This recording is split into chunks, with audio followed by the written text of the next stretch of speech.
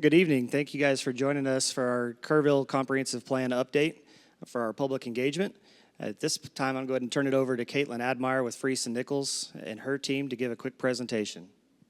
All right, thanks, Drew. Welcome, everybody. Thanks for coming out. Glad we're not quite as frozen as maybe we were the last few days, so we lucked out on that for sure. So this is our second of these events that we're doing for the comprehensive plan update. So hopefully some of you are somewhat aware of the process that we've already been going to. So in the sake of time, I'm not going to talk a lot about what we're doing overall for the comprehensive plan, but I want to talk about some of the things that we've been working on, some of the things we've been producing, what you're going to see here in the room tonight, and then I'm going to try to keep my presentation pretty brief because what we really want to do is hear from you guys, and so everything I talk about in the presentation, we have the boards up throughout the room, and so those are just for additional engagement. We're going to have team members stationed at all of the boards so that we can chat with you guys in more detail, hear your thoughts and feedback on what we've been working on. So next slide. There we go. So like I said, I'm just going to do a quick project overview of what we heard from last time. So what were the outcomes from that last engagement that we're taking into the recommendations now that you'll see this evening? And then I'll review some of what we've been working on and what you'll see in the room so that you can then know maybe which stations you want to focus your time on this evening. And then we'll break for those interactive activities. One thing I really want to note is these are preliminary recommendations.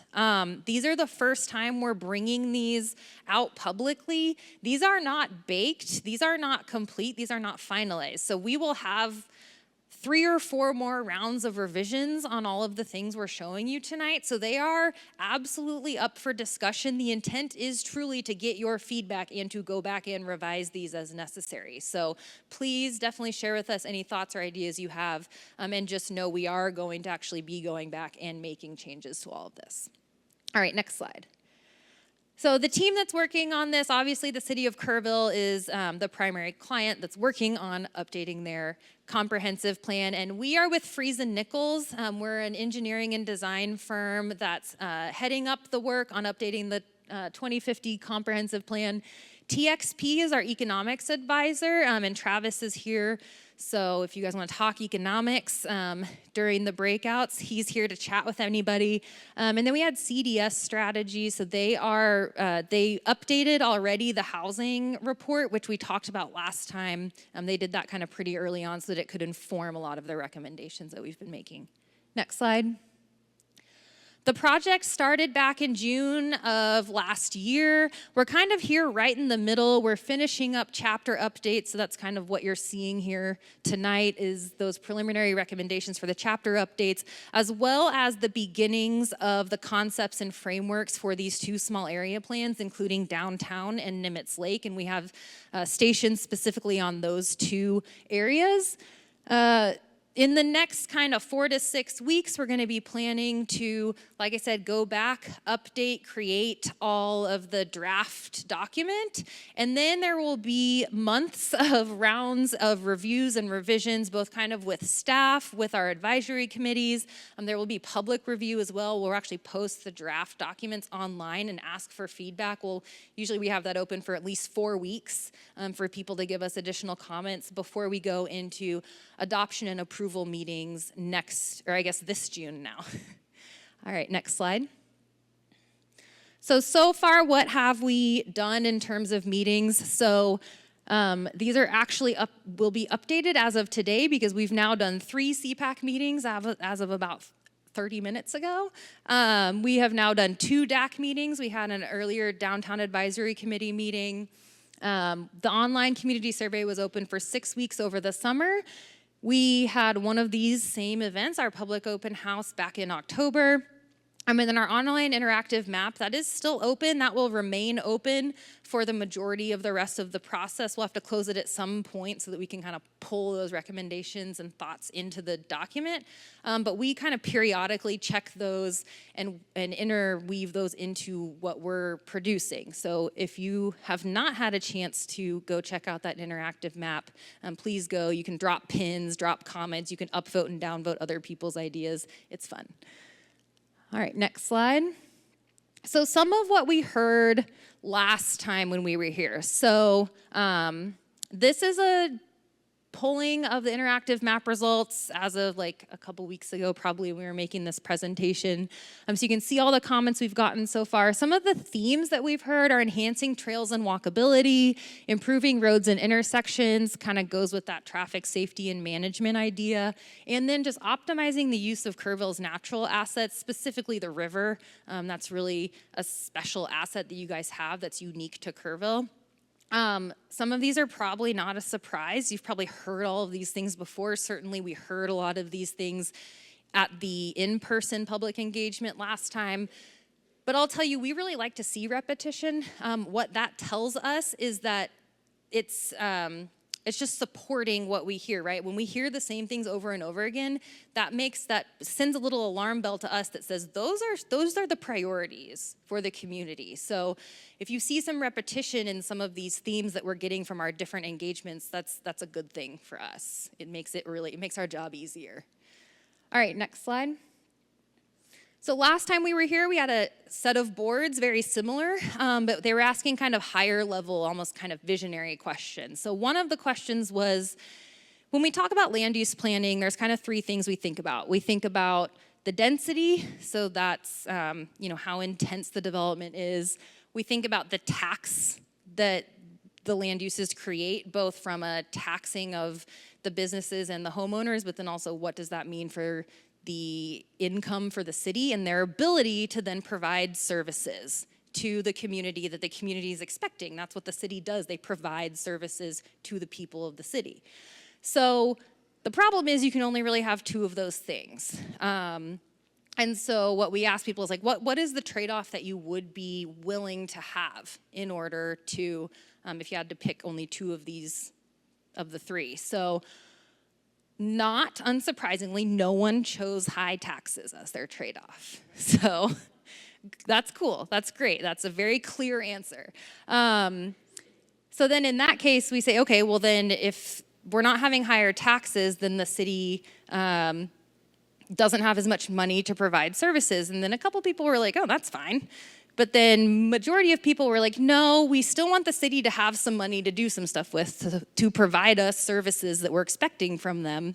So we're okay with increasing density a little bit in order to spread that cost out over more people. That's really what it comes down to. So that was a good insight that we got. Next slide. We talked about transportation, and again, transportation trade-offs and priorities. We got a pretty clear priority around walkable streets over kind of walkable, and not even just streets, but kind of walkability over low density. So again, we're seeing that maybe we're okay with a little bit higher density if it provides some amenities and some destinations that we can walk around to. There was a little bit more split on the middle one between multimodal accessibility and high-speed wide streets. You do need some of those high-speed wide streets, right? There are some TxDOT right-of-ways in the city of Kerrville that are those things. But a lot of people were interested in seeing more of this multimodal accessibility as well. And then the road expansion versus maintaining existing roads. People were more interested in seeing the better maintenance on your existing assets versus building a bunch more roads, which makes a lot of sense. That's a very logical choice from a city resource perspective, right? Everyone in the city is like, yeah, thank you. All right, next slide. We also talked a little bit about resilience, and in resilience, we talked about shocks. So those are kind of the things you think about that are natural disaster, big events that have an impact on the community. And then we also talk about stressors, though, and those are the things that are happening kind of slowly over time that make people less resilient to a shock event when it happens. So when we asked the people of Kerrville who were here that evening, what are some shocks that you experience or foresee in Kerrville? What are some stresses? You'll see, unsurprisingly, so you guys understand the Texas weather. So heat was number one. We heard a lot of people say heat. That's very accurate. Water supply, extreme weather, including heat and freezes, and drought. So yeah, those are kind of typical shocks that we see in Central Texas. Some of the stressors specific to Kerrville that people were seeing as being those, those things that are making it harder to live here. And if there was, say, a freeze event, right? Things that might make it harder for you to be able to react and be resilient to that event. So affordable housing was number one. Traffic congestion, affordable housing again. Aging population, socioeconomic divisions, and health. So you might imagine if you're in poor health, that makes it harder to withstand, extreme temperatures or things like that. So that's what we're hearing people are dealing with. That's what people are dealing with here in Kerrville. Next slide. Then we asked, what is responsible growth? Responsible growth means something different in every community. So for Kerrville, what does that mean? Number one, it meant water conservation and really recognizing, I think what we've seen here in Kerrville more than a lot of other places is the acknowledgement by the general public of kind of the water crisis that we're all in Central Texas. So that's been, it's great that you guys are so educated on that. It's not a great situation we're all in. But yeah, that water conservation piece is like, we need to grow, but we need to be really careful that we're not gonna get ourselves into a hole here where we don't have any water. Balanced development, so ensuring that balance between residential and commercial. You don't want too much residential, you don't want too much commercial, so making sure those things are balanced, especially in the face of water availability. And then the avoiding tax incentives for developers, that's pretty interesting, and just saying, we do want to grow, but we don't necessarily want to grow just for the sake of growing. We're not just trying to do anything and everything. We want to be thoughtful about the growth, and we want developers that are going to come and kind of be partners with us in the community, not just come here to make a buck.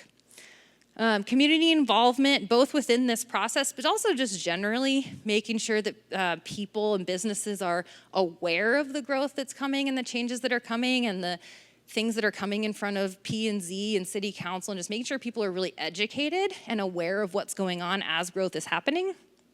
And then infrastructure and amenities, of course, making sure that those services and infrastructure that the city provides and that the city maintains is keeping up with the demand for the growth, and you're not kind of letting growth get out in front of those infrastructure systems. Next slide. So overall, some of the feedback themes were, one, just emphasizing the importance of making sure residents and businesses are aware and involved in things. Sidewalk and trail connections, we heard that over and over again. Multimodal transportation. The need for diverse housing, and just not just more housing, but more housing choice. Some different types of housing for people maybe in different life stages, coming out of college, maybe wanting to downsize as a retiree, things like that. And then parks and public spaces, specifically in the Nimitz Lake area. That's a pretty big asset that you have that's really underutilized right now. A lot of people don't even know it's there. So just incorporating a bit more green space over there so that people can actually utilize this asset that they have in town. All right, next slide. So what have we been doing since we talked to you guys last time with all of that information? So first, we have revised the land use chapter. And keep in mind, this is a true update to your comprehensive plan. So we're taking the comprehensive plan that was adopted in 2018 and really just updating the things that need updating. We're not doing it from scratch, from the ground up. We're really just going in, reading through everything, confirming that it still fits with what we're hearing from the people today in Kerrville, and then just updating the pieces that need to be updated. So starting with the land use chapter, we revised and expanded some place types, and we heard a lot about mixed-use development and things like that. And so allowing a few still compatible, but maybe previously kind of not incorporated uses into some of the place types, saying, we don't need to be so restrictive. We're still looking at the intent and the character of these different place types that were created, but we're gonna be a little more loose on maybe some more of the modern products or types of development that still fit this intent. And then assigning place types to all the future land use areas. So in the previous plan, the catalyst areas, I think there were 13 catalyst areas that were identified, and they were just kind of left blank in the land use map. So we went ahead and at least applied like a basic land use to these catalyst areas so you have a full land use map. Reworking some of the catalyst areas, because some of them have been built out, or maybe we're working on them. So downtown and Nimitz were catalyst areas that were identified in the last plan, and so they're no longer catalyst areas because they're now small area plans of their own. And then some of them just maybe didn't make as much sense anymore in today's world. So we've updated the catalyst areas and the land use map, integrating resilience as a land use theme, and then reviewed and confirmed all the guiding principles and kind of action items that you see in that chapter. All right, next slide. So this is kind of on the left here, your left. You'll see this was the previous 2018 plan. On the right is what we've updated it to and proposed. You don't have to look at all of that right now. It is right here that you can come look at it in detail and talk to us about it. Next slide. And then same with the catalyst areas on the left here. You can see kind of those 13 areas that are just left blank and white. So we kind of removed them from the land use map and just made them, for clarity and readability, their own map. So on the right here, you'll see downtown is removed because it's over there now as a small area plan. And then the Nimitz Lake, so Catalyst Area 4, part of that was absorbed into the Nimitz Lake area as well. So you'll see that one kind of shrunk. All right, and then Travis has been thinking a lot about Kerrville lately. And so these are some of the 5 big things that he sees as the focus areas related to economic development, creating a brand for the city, balancing the needs of the retiree community, but also with new graduates, especially coming out of Schreiner, and families, and how do you balance those 2 needs within the city, actively supporting the growth at Schreiner. We had a stakeholder meeting with some of the leadership at Schreiner. It was awesome. They are such an asset to the community, and so we just really want to make sure that we're celebrating that the city is supporting them and supporting their success so that they're here and continue to then, also support the city, and they're able to grow and they're able to be your talent pipeline going into the future. Focus on small business and entrepreneurship. So Travis can say this better than I do, but you have some really major employers with your hospitals and things like that. But your future growth is really probably going to be in the small business growth. And so the diversification of your economic development base. And then redevelop underperforming properties rather than just keeping going out to like your outskirts and having to run utilities and roads out to kind of faraway places, really assessing and looking at what you already have. Where are some spots that are already serviced by roads, already serviced by infrastructure that you could redevelop rather than kind of going out into your greenfield sites. We also, so your thoroughfare plan, this is your major roadways. It's pretty straightforward. We do, again, have this map blown up over here, and Chris will be over here to talk to you about all things thoroughfare plan and transportation related if you're interested in that. A lot of the exercise here was really making sure that this incorporated things that are already happening, things we know that are coming, and making sure that your city's thoroughfare plan actually reflects what is going on as things are building out and being planned. And then in addition to your thoroughfare plan, which is really all about cars, we have added a active transportation plan. So this looks at sidewalks, it looks at trails, it looks at bike lanes, it looks at shared use paths, so everything but the cars. So if you're interested in those kind of things, also come see Chris over at the transportation station. So coming out of all of this, what are kind of the big 5 ideas for Kerrville that we've been thinking about, that we've been keeping in mind? And in all of these topics, how are we kind of addressing these 5 things? So Kerrville is a regional hub already, and so how do you kind of lean into that? How do we make it even better, both as a commercial hub as both commerce, but also culture? Doubling down on Schreiner University, I kind of just addressed this. That is really a jewel that you guys have here, so how do you make sure it stays successful and it grows in the community? Utilizing natural capital. We talked a little bit about the river, but there's also other things that you have, the access to nature that you have in Kerrville that's maybe a little bit different than like a Fredericksburg or something. And so how do you kind of distinguish yourself in that way that you have these assets? Promoting redevelopment, that's what I was just talking about. Under the economic stuff is, doing more with what you already have. And then diversifying the housing, and that's that housing choice piece. So those are kind of the 5 big things that we're like, how is all of this in pursuit of these 5 things?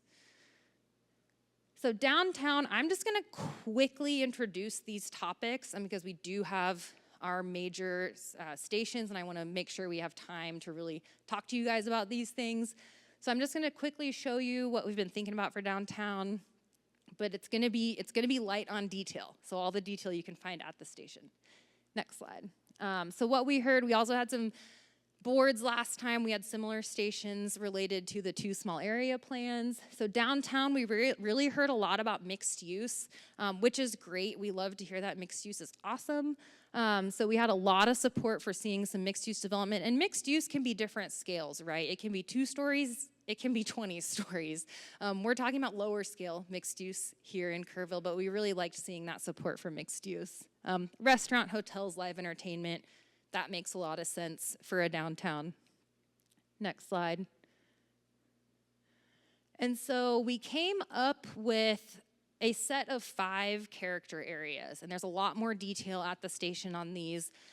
But basically, so what we have is our downtown core in the orange. That's where you're going to have the most activity.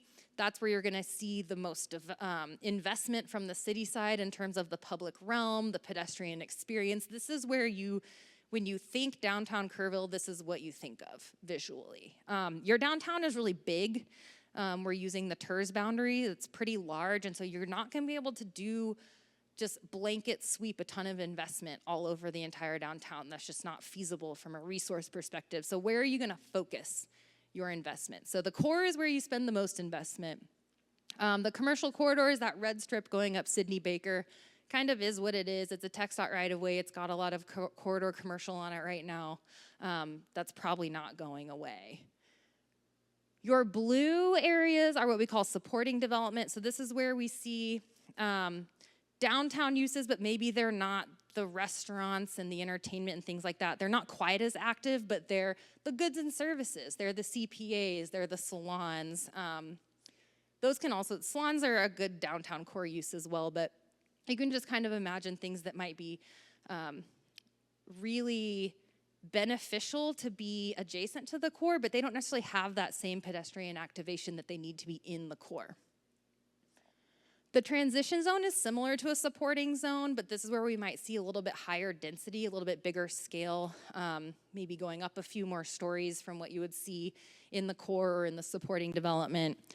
And then the university district, this is an area we're pretty excited about. The intent of that is really to both programmatically and physically connect the downtown core to the Schreiner University campus, both kind of in uses. This can have some of that entertainment, the mixed use, the food and bev, that kind of stuff. But we've also heard from Schreiner, they see the need for kind of flex industrial, light industrial, R&D incubator spaces for their students who are trying to create businesses. And so we could see that going into this area as well. So you kind of get some of the downtown uses coming down towards Schreiner, but you also get some of that Schreiner energy coming up into downtown as well. And so this is the overall framework for downtown. So in the yellow and kind of the pink, you see catalyst potential redevelopment sites. A lot of those were identified in the 2018 plan, especially those yellow sites.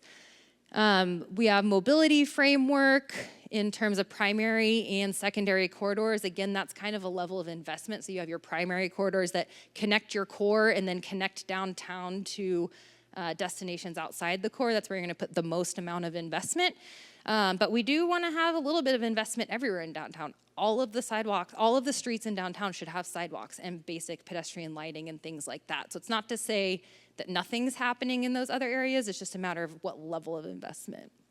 And And we also identified some open space frameworks as well. And we have all of these kind of on separate boards over there, so you can see them all separately. You can see them together. With the open space, we're looking at identifying one, kind of those public urban spaces, so plazas and things like that where you can have events, but then you're also looking at what are those more natural spaces along the river where you could get some of that river access and have some more of that interaction between your downtown and your riverfront. And then for Nimitz Lake, next slide. So what we heard there is pretty much trails and parks, and then lakefront seating, so businesses that are interacting with that riverfront and having like those views and things like that. Next slide. And then the land use types are pretty similar to what we heard in downtown, mixed use restaurant retail. This may be a space for some hospitality, maybe some lodging and entertainment. So pretty consistent with what we heard in downtown as well. This is just some of the general feedback that we heard about Nimitz. Number one is people just don't know it's there and they don't have access to it. A few people take their kayaks down there, but it's just kind of a thing that's there if people even know about it, but they're not really doing much in that space. So how do we increase access? But increase access while also keeping it clean and natural. So we heard that pretty clearly. People don't want motorized boats on Nimitz Lake, so that was good to know. Parks, trails, water access, and then we heard a lot of support for the River Center concept that's already out there. So we have a framework plan for Nimitz as well that you'll see on the boards. So this looks at some of those same elements that we were looking at for downtown. So you'll see series of parks and trails. Especially on that south side, you'll see a lot of conservation. That is the floodplain area. So we want to manage our floodplains smartly. We don't want to build a lot of stuff in our floodplains. And we heard this request for keeping some natural stuff there too. So you'll see kind of on that south bank, trying to keep quite a bit of natural access to the river. And then we have a mix of both mixed use land uses as well as some local commercial on both sides of the bank, and then that corridor commercial that's kind of already existing up on Junction Highway.